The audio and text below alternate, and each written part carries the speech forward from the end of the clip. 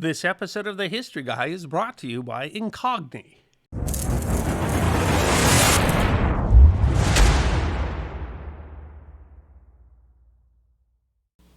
On November 18th, 1940, a crude bomb made from a piece of pipe and what the New York Times described as a release or triggering mechanism of sugar linked to dry cell batteries was left on the windowsill of a Consolidated Edison Company building at 170 West 64th Street in New York City. The device, which the paper says was discovered before it could work, was placed in a wooden toolbox along with a note written in block letters that said, Edison Crooks, this is for you, and signed simply, FP. What no one could know at the time is that that bomb represented the beginning of a reign of terror over the Big Apple that would stymie New York City police officials for 16 years and change the nature of criminal investigations. It is history that deserves to be remembered. I have to make a confession here. My inbox is a mess. I get so much junk that trying to clear my email box is like an archaeological dig, and a good chunk of that comes because pretty much every time I sign up for anything, my data is collected and stored and used for all sorts of purposes that end up targeting me and my inbox. And even worse than that email spam, there's this really scary, shadowy world of these data brokers out there that like to collect and share and sell personal information like your full name and your address and your phone number, and things that can put you and your family at risk, or your social security number, which can put you financially at risk. But what's a person to do about it?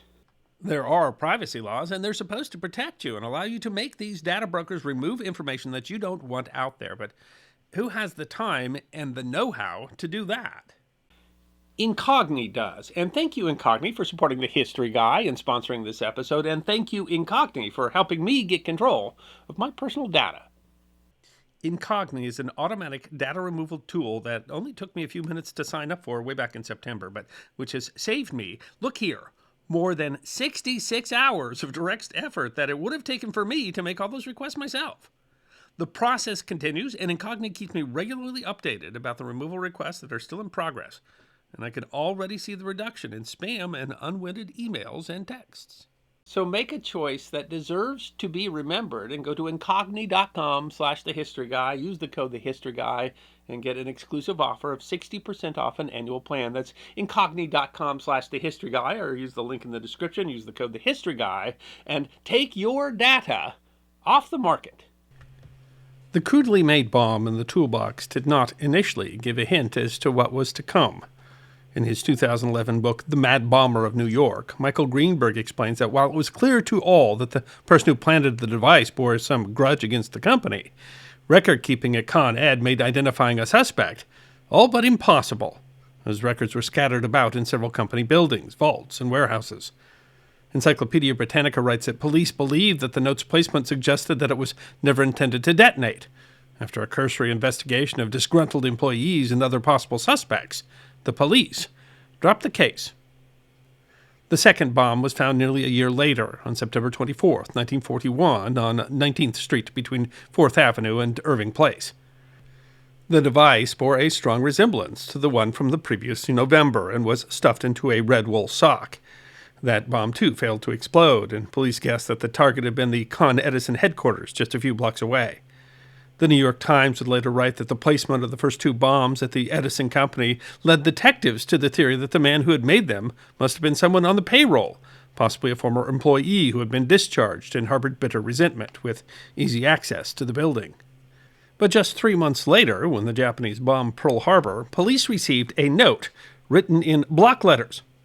I will make no more bomb units for the duration of the war. My patriotic feelings have made me decide this. Later, I will bring the Con Edison to justice. They will pay for their dastardly deeds.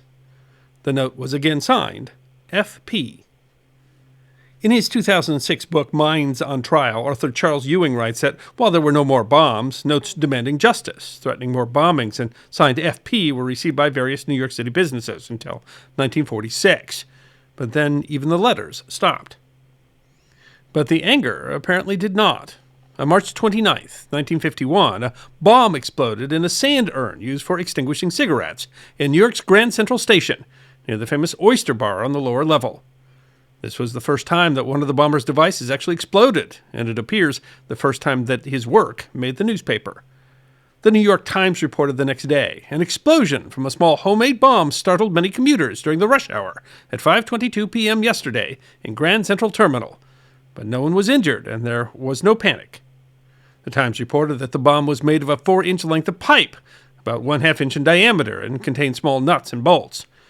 This was generally consistent with the first two bombs, but Greenberg notes, the attempted bombings of the Con Ed buildings in the early 1940s were a fleeting memory, and no immediate connection was made by the police. The Times reported that the police were inclined to attribute the incident to boys or pranksters. Then, less than a month later, another device exploded in a telephone booth in the basement of the New York Public Library. The Times reports that the bomb had been placed inside the metal shield around a fan at the top of the booth. And again, the device used a 4-inch length of 1/2-inch pipe. And the Times reports, the police said the contraption was similar to the one that exploded at Grand Central Terminal. But again, the police did not seem to connect the bombs to the devices planted in 1940 and 41. The Times simply repeated that police had attributed the previous explosion to pranksters. Another bomb exploded in a phone booth in Grand Central Station in August, again causing no injuries, and again, police found no suspects and made no connection to the 1940 and 41 bombings. While this bombing didn't even receive a report in the Times, the police were growing concerned. Greenberg notes a disturbing comment in the official police record of the event. This is a well-constructed mechanism. It shows considerable advance in technique as compared with earlier bombs. But things changed in September. The Times reported that a small metal-cased bomb about the size of a flashlight battery exploded in a telephone booth at 6:15 a.m. on September 12th in the Consolidated Edison Company building at 4 Irving Place. The Times reported that the Consolidated Edison building was empty except for a night watchman who heard a sharp report. While, again, no connection was made to the bombings in 1940 and 41, the Times reported that the police believed that it was placed there by an addled prankster who they think had set off 3 similar bombs since March in Grand Central Station and the main building of the public library. The police refused to give details of the type of explosive to the paper, saying that it would just build up the ego of the nut who did it, and they described the damage as trifling.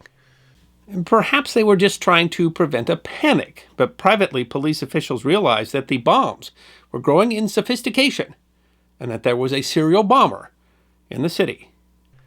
In a list published in 1957, the New York Times notes on September 25th, bomb mailed to Consolidated Edison from White Plains, no explosion. Greenberg explains that a secretary tore open the manila envelope and identified the ashen hue of galvanized metal and dashed for security.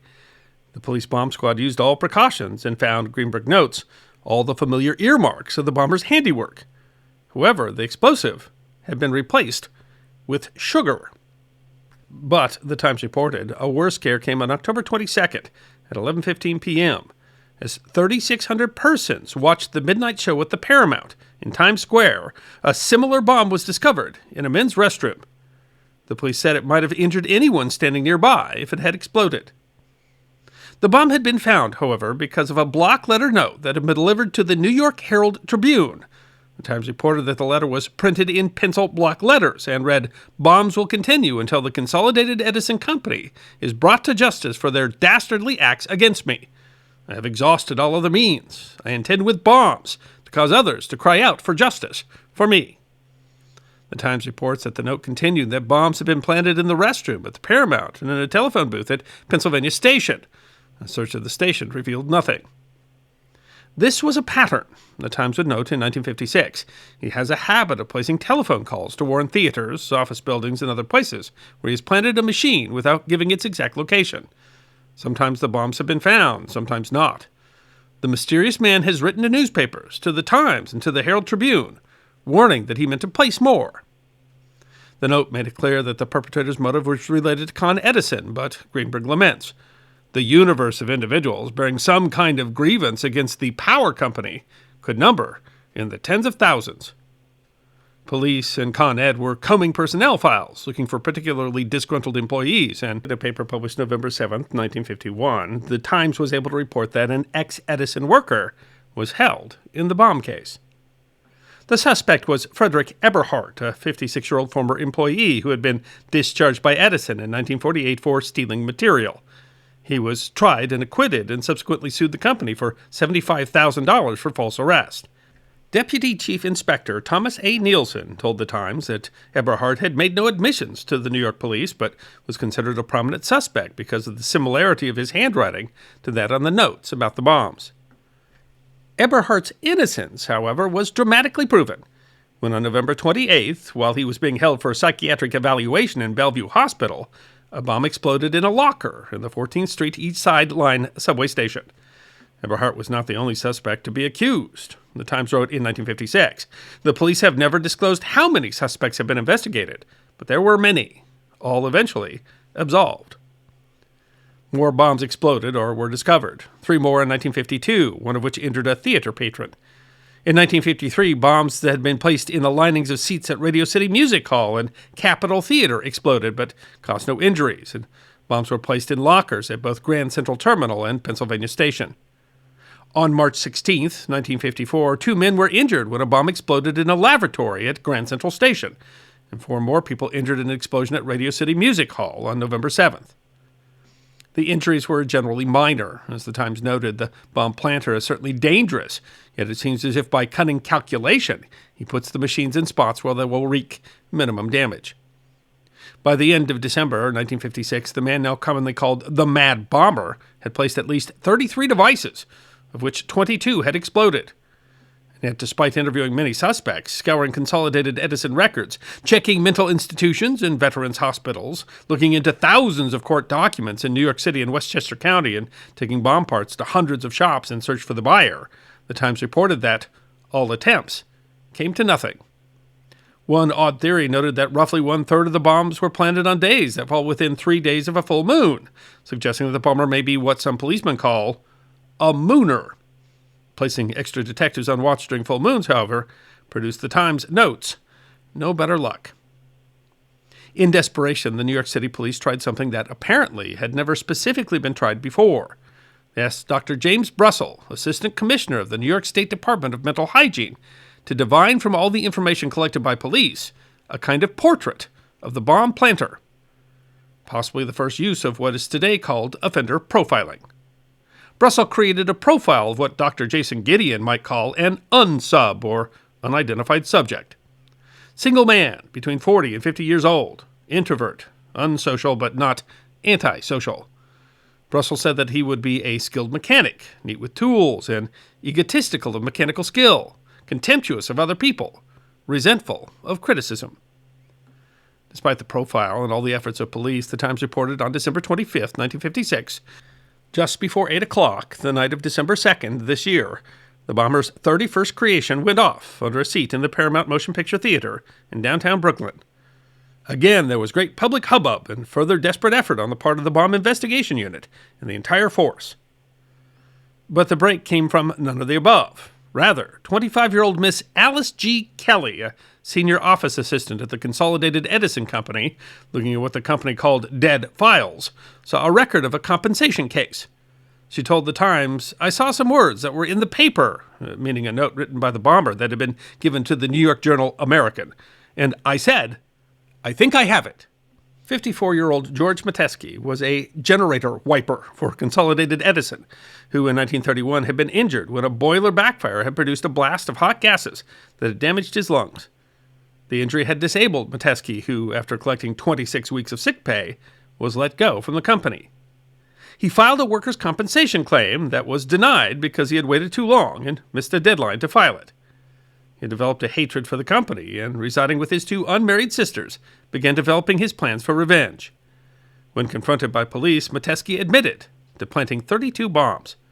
The search of the sisters' house turned up a shed containing bomb-making materials, including materials for a larger bomb that he told detectives had been intended for New York Coliseum. He told police that the moniker FP stood for Fair Play. Metesky was arrested the morning of January 22nd, 1957.